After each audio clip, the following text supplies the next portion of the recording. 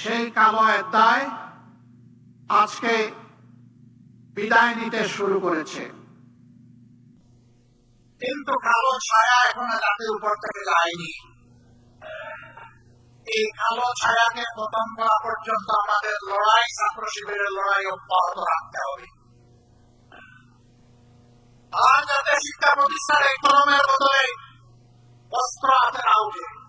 আমি বরাবর বলি, চুল দাড়ি সাদা দেখে ভুল বুঝবা না, তোমাদের চাইতে আমরা কম যুবক না। এই সংগঠনকে গ্রহণ করার মধ্য দিয়ে এই ম্যান্ডেট দিয়েছে আজ ছাত্র শিবিরকে ছাত্র সমাজের অভিভাবকের দায়িত্ব পালন করতে হবে। আমাদের প্রতিটি শিক্ষা প্রতিষ্ঠানকে চরিত্র গঠন, নৈতিক শিক্ষা, আধুনিক শিক্ষা এবং গবেষণার পূর্বর ক্ষেত্রে পরিণত করতে হবে। দুঃখের বিষয়, 54 বছর ছাত্রদের হাত থেকে কলম কেড়ে নেওয়া হয়েছিল। কমলমতি ছাত্রদেরকে বিভ্রান্ত করে তাদের হাতে অস্ত্র তুলে দেওয়া হয়েছিল। শিক্ষা প্রতিষ্ঠানগুলো মিনি ক্যান্টনমেন্টে পরিণত হয়েছিল। আমাদের মেয়েদের ইজ্জতের কোনো গ্যারান্টি ছিল না, ছাত্রদের জীবনের কোনো গ্যারান্টি ছিল না, তাদের ক্যারিয়ারের কোনো গ্যারান্টি ছিল না। তাদেরকে এই সমস্ত শিক্ষা প্রতিষ্ঠানে পাঠিয়ে মা বাবা সবসময় উদ্বেগ উৎকণ্ঠায় থাকতেন। সেই কালো অধ্যায় আজকে বিদায় নিতে শুরু করেছে, কিন্তু কালো ছায়া এখনো জাতির উপর থেকে যায়নি। এই কালো ছায়াকে খতম করা পর্যন্ত আমাদের লড়াই, ছাত্র শিবিরের লড়াই অব্যাহত রাখতে হবে। আর যাতে শিক্ষা প্রতিষ্ঠানে কলমের বদলে অস্ত্র হাতে না উঠে, মাদকের বোতল হাতে না উঠে, মেয়েদের নিয়ে কোনো ধরনের বাড়াবাড়ি করা না হয়। প্রিয় শিবির,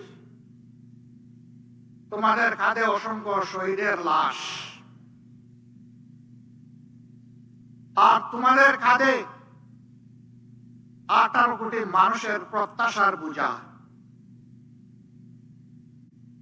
আল্লাহ তাআলা এই বোঝা তোমাদের জন্য হালকা করে দিন। এই বোঝা বহন করার শক্তি তোমাদেরকে দান করুন। তোমাদের এই বিজয় শিক্ষা প্রতিষ্ঠানগুলোতে ইঙ্গিত দিচ্ছে আগামী দিনে ইনসাফের বিজয় হবে বাংলাদেশে ইনশাআল্লাহ। ছাত্র সমাজ তোমাদেরকে ভোট দিয়েছে, তোমাদেরকে ইনসাফের প্রতীক হিসাবে তারা দেখতে চায়, অন্য কোনো কারণ নেই। আজ বাংলাদেশে ইনসাফের বড় অভাব, আর সেই ইনসাফের ভিত্তি হচ্ছে আল্লাহর কোরআন, নবী মুহাম্মদ রাসূলুল্লাহ সাল্লাল্লাহু আলাইহি সাল্লামের সুন্নাহ। কোরআন সুন্নাহকে বাদ দিয়ে দুনিয়ায় কোথাও ইনসাফ কোনো কালে কায়েম হয়নি, হওয়ার কোনো সম্ভাবনা নেই। এই ব্যাপারে আমরা খুবই ডেসপারেট।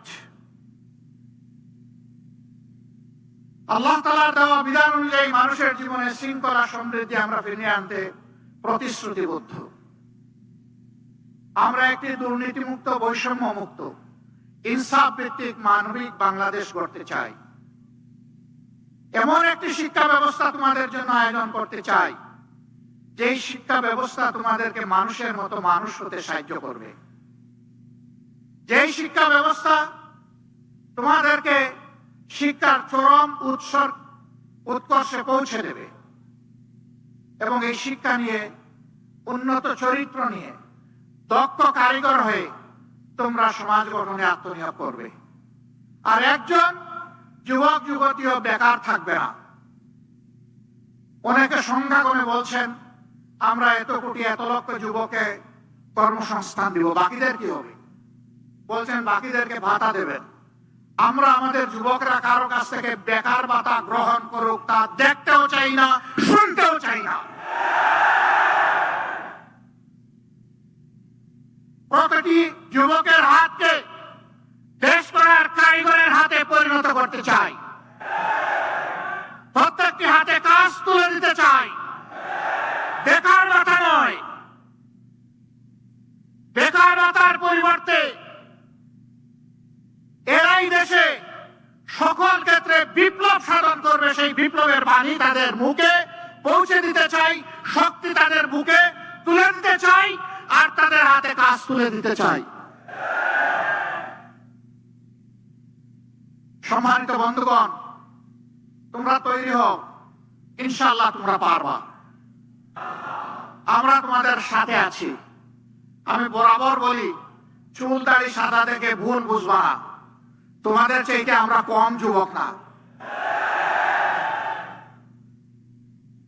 আমার সাথে তোমাদের অনেক সহকর্মী কাজ করতে গিয়ে মাঝে মাঝে তাদের বিশ্রাম নেওয়া লাগে। আমি বলি, ছোট্ট এই জীবনে বিশ্রাম নেওয়ার অবকাশ কোথায়?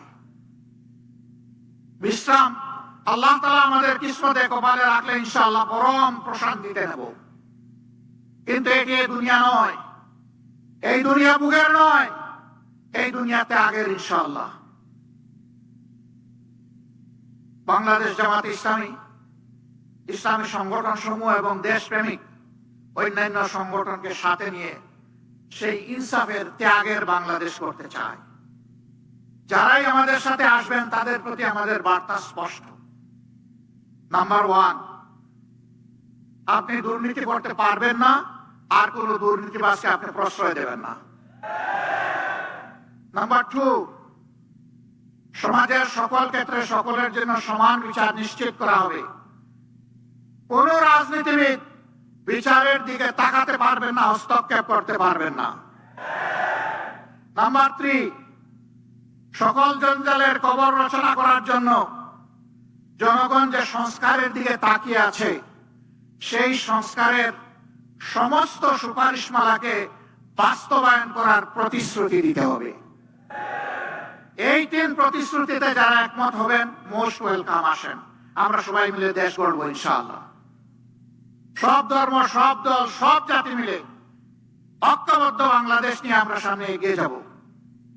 সেই ঐক্যবদ্ধ বাংলাদেশ ইনশাআল্লাহ শুধু বাংলাদেশকে রাস্তা দেখাবে না, ইনশাআল্লাহ সেই বাংলাদেশ দুনিয়ার বহু দেশকে রাস্তা দেখাবে ইনশাআল্লাহ। সেই দিনটির অপেক্ষায় আমরা লড়ে যাব। আমরা আমাদের জায়গা থেকে সর্বোচ্চটা দিয়ে যাব। আল্লাহ রাব্বুল আলামিন আমাদেরকে সাহায্য করুন, আল্লাহ রাব্বুল আলামিন আমাদেরকে রহম করুন, এবং আল্লাহ রাব্বুল আলামিন তার নিজের জন্য খালেসভাবে আমাদেরকে কবুল করুন। আজকের এই সম্মেলনে আমাকে এখানে কথা বলার সুযোগ করে দেওয়ার জন্য আরেকবার ইসলামী ছাত্র শিবিরকে অন্তরের অন্তঃস্থল থেকে ধন্যবাদ, গভীর কৃতজ্ঞতা জানিয়ে আমার বক্তব্য এখানেই শেষ করছি। আল্লাহ হাফেজ। বাংলাদেশ জিন্দাবাদ, বাংলাদেশ ইসলামী ছাত্র শিবির জিন্দাবাদ। আসসালামু আলাইকুম ওয়া রাহমাতুল্লাহ।